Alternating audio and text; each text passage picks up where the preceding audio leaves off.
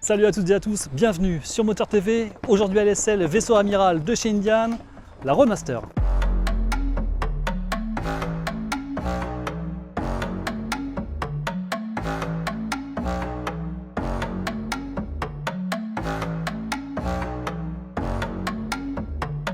Si chaque marque a son fer de lance, chez Indian, c'est la Roadmaster qui joue ce rôle en affichant fièrement ses origines américaines, avec beaucoup de chrome, tout en voulant élever le niveau de finition pour se faire une place dans un segment très sélectif.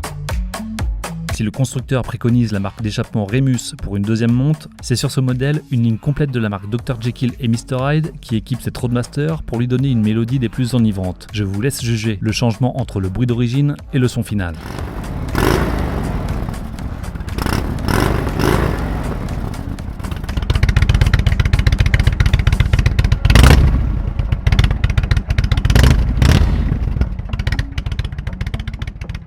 Tout rangement cumulé, c'est pas moins de 143 litres de chargement qui est proposé sur cette routière. Les prises USB sont présentes et la partie multimédia est assurée par un écran tactile avec ou sans gants de 7 pouces, avec des boutons raccourcis très pratiques sur lesquels on retrouve un GPS assez précis ainsi que toutes les informations nécessaires au pilote comme le niveau de pression des pneus, l'indicateur de consommation, le rapport engagé et la possibilité d'écouter la radio avec un système audio de 200 watts qui est bien agréable pour les longues virées.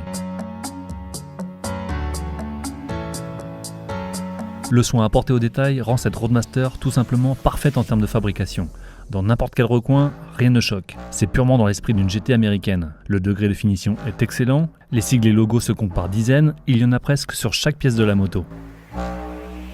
Avec un tel gabarit et une puissance bien suffisante de 87 chevaux, le freinage est assuré avec à l'arrière un simple disque de 300 mm flottant à 2 pistons et l'avant est confié à 2 disques de 300 mm également, mais cette fois-ci associé à des étriers 4 pistons qui stoppent la moto sans faillir. Les suspensions sont bien calibrées, avec une fourche de 46 mm et un mono-amortisseur Fox. On est très confortablement installé pour rouler loin et surtout longtemps, avec le régulateur de vitesse qui fait évidemment partie des équipements d'origine. Niveau tenue de route, la Roadmaster se montre très précise dans les courbes, mais vu le poids qu'il faut faire balancer à chaque virage avec un rayon de braquage parfois limite, le pilotage est à bien maîtriser au préalable pour bien anticiper l'inertie de la moto. La boîte de vitesse, elle, est agréable et demande une action ferme du pied pour bien verrouiller chaque rapport.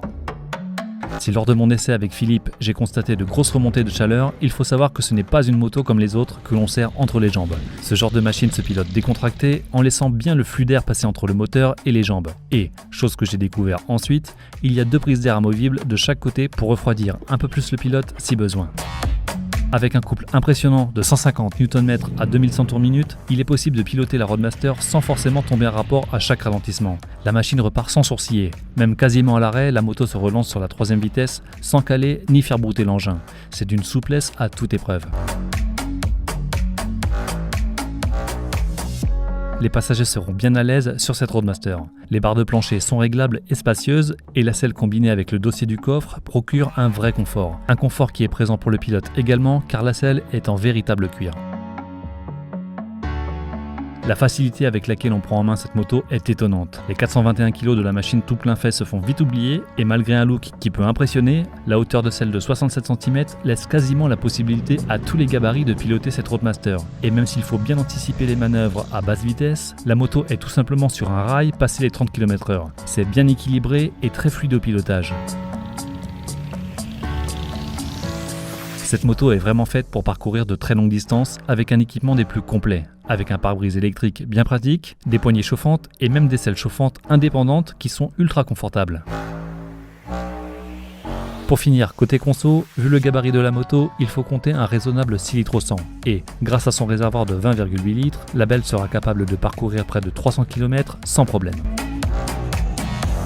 Personnellement, ce n'est pas mon genre de moto, mais il faut reconnaître que dans sa catégorie où se retrouvent entre autres les Harley Ultra Limited et les Honda Goldwing, c'est la Roadmaster qui sort du lot, tant au niveau des finitions que du charme qu'elle dégage.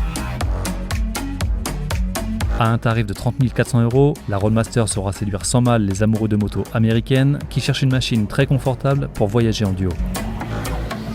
Voilà, cette vidéo se termine, j'espère qu'elle vous a plu. D'ailleurs, n'hésitez pas à vous abonner dès maintenant à ma chaîne YouTube. Avant de finir, un grand merci à Alexandre de chez Indian à Saint-Maximin dans l'Oise qui m'a prêté cette Roadmaster pour faire cet essai.